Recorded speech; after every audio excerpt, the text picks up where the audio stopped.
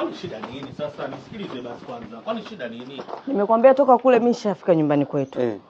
Afu kakaangu yupo unajua. Alafu msela sana. Nisikilize, mimi msela toka zamani. Mimi long time ago. Mimi nisikufiche, mimi mwanzo napigana na kijiji. Mimi usinione hivi. Mimi atakuletea usela utaona mimi nimekuponza. Hakuna msela ambaye mimi anijui. Mimi namba, mimi 22, mimi 45, mimi 26, Nyandotozi mwenyewe. Oi nanga mpela mimi hapa. Unafanya masiala. Mimi kijiwe gani sijakaa? Mimi kwanza mwanzo nimezaliwa Beach Boy. Nimekulia Beach Boy. Yaani sisi hatujui kucheza michezo yote zaidi ya ngumi hapa zinachomoka. Sijui unaelewa. Yaani mimi sija kumuogopa mtu yoyote, yaani baby pango ninge namba yako. Yaani ndio kitu cha msingi, ninge namba yako. Mimi namba yangu kwa kweli hapana. Wala sister. Vipi? Amani? Amani. Amani Amani. Amani.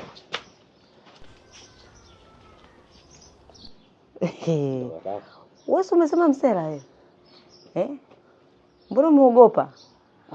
Mimi nimeogopa. Paka umetia simu kwenye maji ya Mungu wangu. Basi umesikia? Maskini. Umeona? Umeona kama ni wapi? Hii ni maajabu. Yaani hii sio kwamba ukitia kwenye maji eti inaharibika. Hii inaitwa Honor X6C. Ndio simu gani? Kiboko. Yaani kiboko ya wavuvi. Kiboko ya wafanyakazi. Hii umeona hii? Hii ukiweka kwenye maji haiharibiki. Kumbe. Yaani unaweza kadumbukia pale posta chuma, ukapiga diba Zanzibar na bado simu yako. Piga. Tuma message unapokea. Umeona poko kinanda?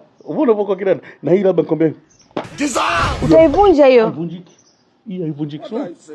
Dr. Alama. Hiyo ukiangusha chini haipasuki.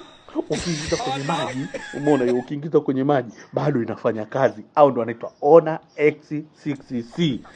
Yaani Tanzania hii simu pekee ambazo unaweza kutumia kwenye quality nzuri, yenye ubora mzuri ni Honor X6C. Kwanza ina kamera kali. Hii kamera yake una uwezo wa kupiga picha hivi.